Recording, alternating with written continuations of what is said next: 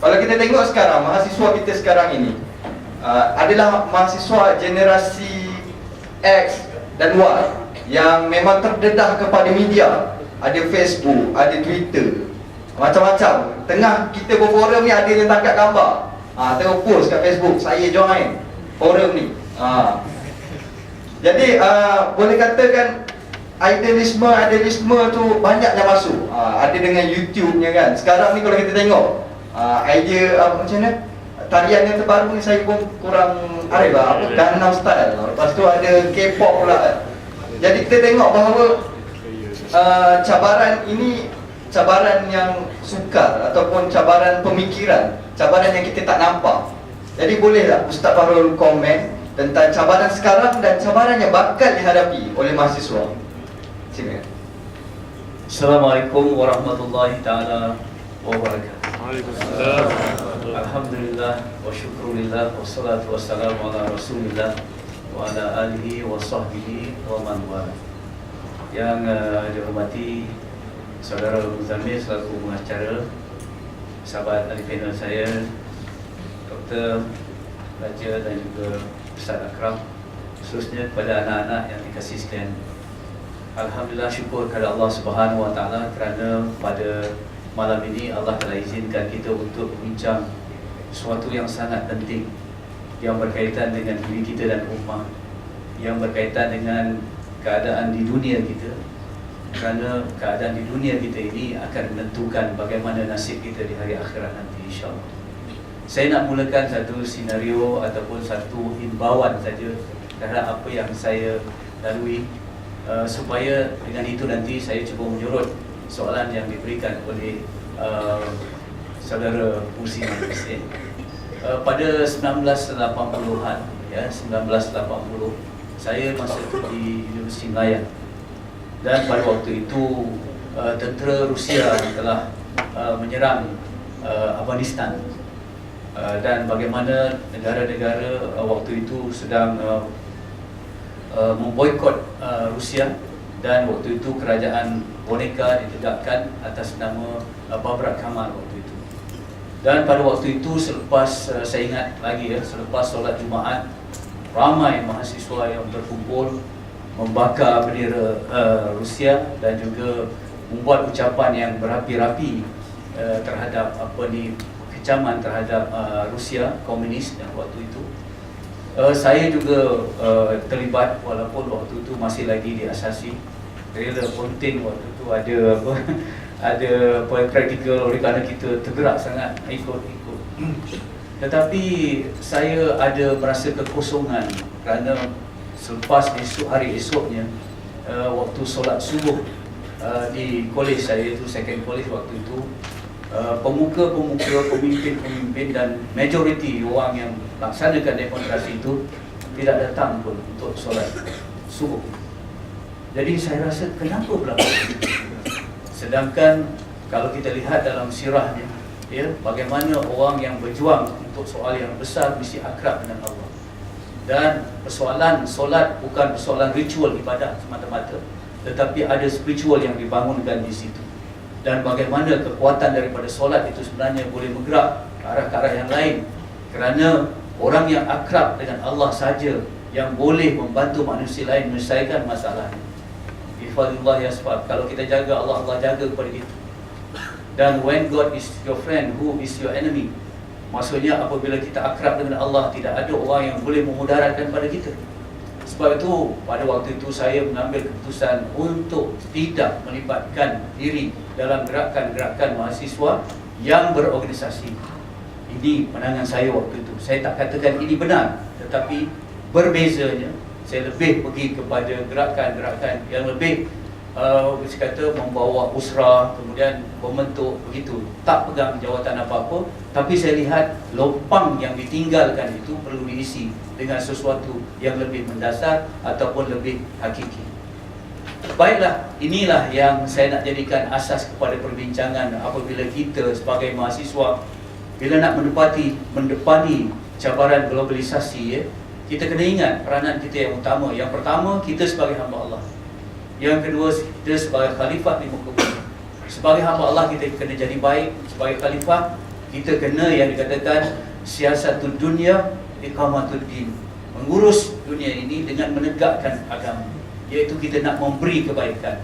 Sebagai hamba Allah kita kena jadi baik, sebagai khalifah kita kena memberi kebaikan. Justru kita tidak boleh terhad kepada satu-satu tempat ataupun belajar dalam satu-satu bangunan yang resmi semata-mata. Sebab tu saya selalu gunakan istilah mahasiswa yang benar, yang berpegang kepada idealism, ataupun yang dalam keadaan ini seperti mana yang dikatakan Ustaz Akram tadi, iaitu kita berpegang kepada akidah, dia mesti belajar dalam universiti kehidupan. Dia tidak boleh sahaja menjadi mahasiswa pendrive, hanya memindahkan apa yang dibaca di atas buku-buku kepada kertas peperiksaan, kemudian dia ada kelulusan dan sebagainya. Tetapi dia mesti pintar dan benar. Orang yang benar-benar ada perjuangannya dan boleh menegakkannya. Perjuangan itu sebelum tackle orang lain, diri dia juga dulu yang patut diutamakan. Ini aulawiyatnya. Ku anfusakum wa ahlikum nar. Ya, kita kena selamatkan diri kita, keluarga kita terdekat, kemudian kita kena pergi kepada cabaran globalisasi yang sekarang ini. Saya ingin menarik satu perhatian dia, iaitu perang fikiran, al-ghazwul fikri. Ya, perang fikiran telah dilancarkan dalam era global ini yang dikatakan budaya Coca-Colanization. Ya, bagaimana bila dalam keadaan global ini penjajahan berterusan, dia kata neokolonialisme. Penjajahan dalam bentuk ekonomi, penjajahan dalam bentuk budaya, yang mana penjajahan ini dimulakan dengan penjajahan pemikiran dan juga penjajahan jiwa. Dan ini lebih bahaya. Kita lihat tidak ada tentera Amerika dihantar ke Soviet Union hanya dengan iklan Coca-Cola saja, yang membawa idea liberal, kebebasan dan sebagainya. Akhirnya Soviet Union berpecah menjadi negara-negara yang ada sekarang hanya dengan mewar-warkan cara hidup Amerika yang dikata global village, berpakaian jeans Amerika, makan McD, berfikiran secara orang barat dan sebagainya. Ini yang dikatakan lebih bahaya. Baik, kita semua rasa geram, ya, rasa terpanggil melihat apa yang berlaku pada Hamas menjelang satu Muharram baru ini. Zionis, Israel terus menyerang, yang mana bayi-bayi yang masih kecil dibunuh. Kemudian kita lihat di Iraq bagaimana muslimat-muslimat diselak kainnya oleh tentera Amerika kerana kononnya ada senjata. Dan berbagai perkara yang dilaksanakan oleh Amerika, oleh musuh Yahudi dan Nasrani ini di bumi Palestin, juga kita nampak di Iraq dan di mana saja tempat mereka. Tetapi penjajahan pemikiran sebenarnya lebih seru daripada itu, lebih dahsyat daripada itu. Kalau sana bayi dibunuh dengan bom, sekarang ni di Malaysia bayi dibunuh oleh ibunya sendiri dengan dibuang ke tong sampah. Ya, anak hasil daripada perzinahan. 18 minit satu anak luar nikah dihasilkan. Ini penjajahan pemikiran. Kemudian kalau sana muslimat-muslimat diselak kainnya oleh tentera Amerika, tetapi di sini muslimat kita dengan rela menedahkan aurat mereka untuk menjadi tontonan. Mereka tidak akan bangun melawan. Kalau dijajah secara geografi, dijajah dengan senjata, Hamas bangun melawan, militan bangun melawan, ada gerakan-gerakan yang melawan. Tetapi apabila dijajah pemikirannya, orang tak akan bangun melawan lagi. Kerana fikiran dan jiwanya merasakan itulah fikirannya. Sedangkan itu adalah fikiran cetakan musuh. Caturan-caturan hati dan jiwanya telah diberikan kepada musuh. Jadi bagaimana kita nak lepas daripada kan ini? Kalau kita dijajah secara senjata, kita bangun melawan, dan insya-Allah seperti Ustaz Akram kata, mereka telah syahid. Tetapi mereka yang dijajah pemikirannya tidak akan melawan. Akhirnya mereka mati dalam keadaan berdosa dan dicampakkan ke neraka. Ini beza. Sebab itu apabila kita nak bangun, kita nak bergerak. Dan ada gerakan yang kata boycott produk-produk Amerika. Kita nak boycott McD. Walaupun kita kata ini kecil, tetapi jangan pandang kecil, kerana dalam Islam ada kaedah, kalau tak dapat semua, jangan tinggal semua. Kita teringat bagaimana burung yang kecil untuk memadamkan api yang menyala-nyala yang membakar Nabi Ibrahim oleh Namrud. Tetapi burung kecil ini dengan paruh yang kecil ini ceritanya. Kemudian ditanya, Kenapa perbuatannya diketawakan oleh burung-burung yang besar? Kerana tak mungkin dengan air yang setitis itu boleh memadamkan api yang begitu besar. Kata burung kecil tu, Allah tidak tanya, apakah dengan usahaku api ini akan padam atau tidak. Tapi Allah pasti bertanya, apakah yang telah aku lakukan untuk memadamkan api.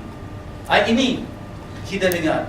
Tetapi saudara-saudari, anak-anak yang dikasihi sekalian, kesabaran, iltizam, komitmen kita menuntut satu kebijaksanaan baru.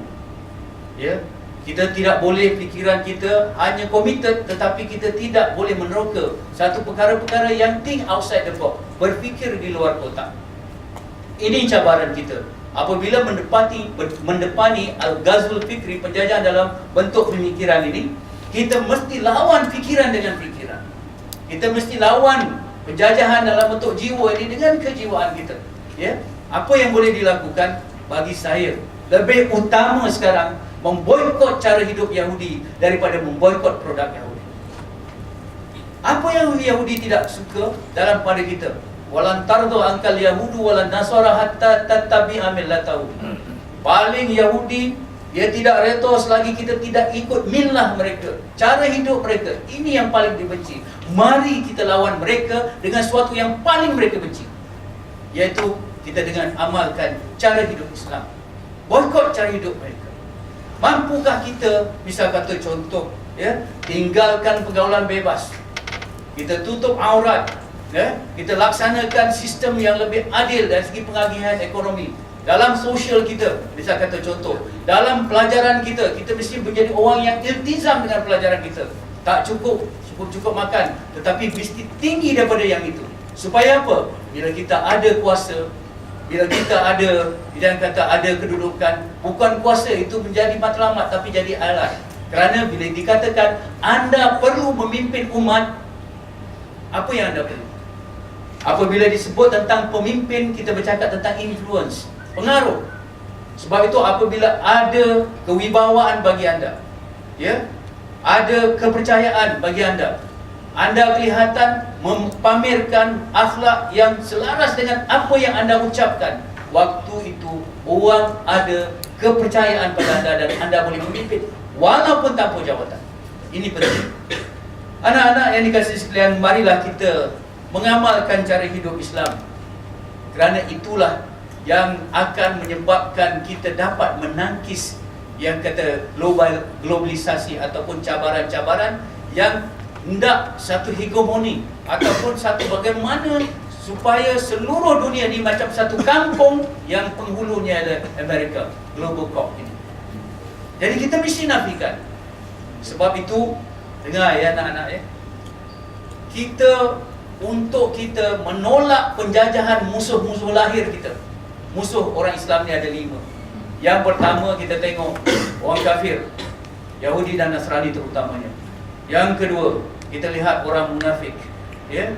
Yang ketiga, kita lihat mukmin sendiri, orang Islam sendiri yang hasad dengki. Yang keempat, syaitan. Yang kelima, hawa nafsu.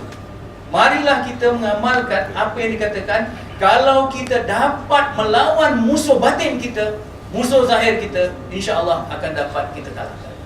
Ini penting.